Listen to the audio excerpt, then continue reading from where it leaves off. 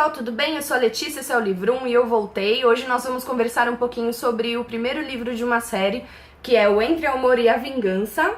É o primeiro livro da série O Clube dos Canalhas, da Sarah McLean. Ele é um romance de época e ele está retratado em torno de 1820, 1830.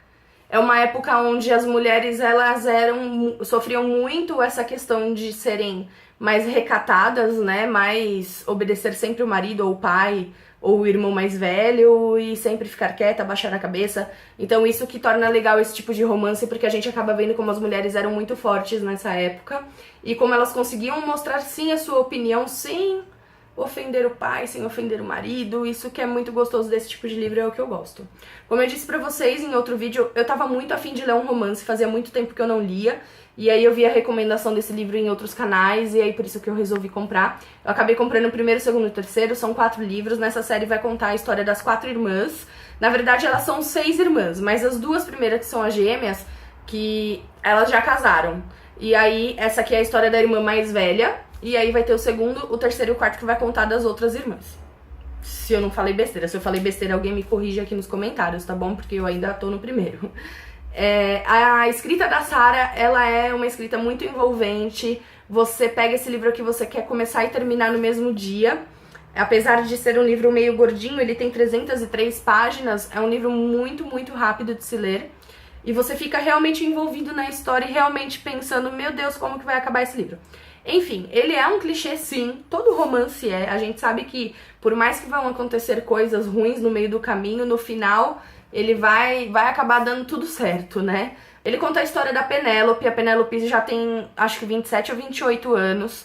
Então nessa época ela já é considerada uma solteirona, mas ela está solteira por escolha própria, não porque ela é feia, nenhum homem quer ela. Ela estava noiva de um rapaz que acabou largando o noivado porque ele se apaixonou por outra. E aí isso acabou causando um estigma nela, que ela acabou ficando por 2 temporadas, né, de debutantes, marcada por conta de ter sido largada. Então esses estigmas nessa época marcavam muito as mulheres e isso acabava acabando com a vida de algumas delas, dependendo do que foi que aconteceu. Nesse caso, como ela foi largada por ele, porque ele se apaixonou por outra mulher, alguns homens ainda iam atrás dela. Mas durante o livro a gente descobre que era mais por causa do dote e não porque eles tinham esquecido o que ela tinha passado nesse outro noivado. Ele também conta a história do Tommy e do Michael, que eram 2 amigos de infância da Penélope.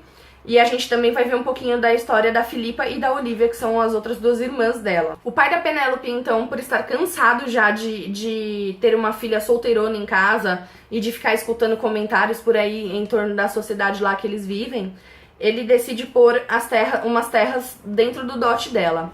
Acontece que essas terras, elas pertenciam ao Michael, ao pai do Michael, que é o amigo de infância da Penélope, né?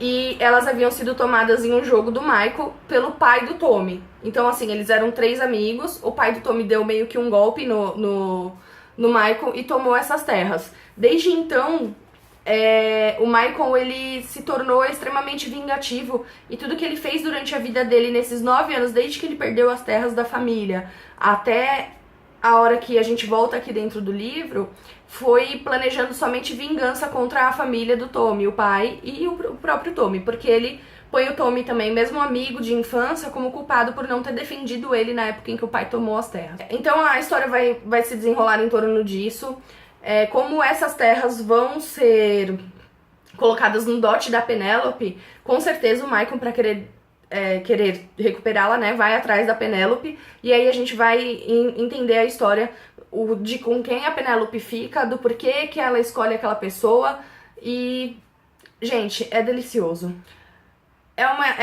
Aquele tipo de romance onde ele tem um pouquinho de pegada mais hot, né, mas não é um livro totalmente erótico. Então, assim, quando a gente pega um livro, por exemplo, O Perdendo-me ou o próprio 50 Tons de Cinza, a gente tem muita cena de sexo e pouca cena de história. Aqui não, aqui a gente tem muito mais história do que sexo, mas quando existem essas cenas, elas são muito bem retratadas e não são aquele tipo de história vulgar. Então é uma história muito gostosa de se ler mesmo. Os personagens, eles são muito bem estruturados, é uma história bem estruturada, ela tem começo, meio, fim. Não tem nenhum ponto da história assim que fica perdido, e é apenas um dos pontos que fica perdido, que é um grande cliffhanger que fica aqui no finalzinho, nas últimas páginas mesmo. A gente já sabe que a continuação vai ser no segundo livro. Então não tem nada a ver com a história da Penélope, e sim com a da próxima irmã, que vai ser retratado no segundo livro. Eu recomendo muito a leitura para quem gosta de romance. Como eu falei, é uma história clichê. A gente sabe que no final do livro vai ficar tudo bem, mas é uma história muito gostosa de se acompanhar. Então é isso que eu tinha para falar aqui sobre Entre o Amor e a Vingança, da Sarah McLean. Espero que tenham gostado do vídeo. Se gostou, por favor, clique em curtir. Vamos me ajudar na divulgação do canal. Se inscrevam no canal. Um beijo e até o próximo vídeo. Tchau, tchau!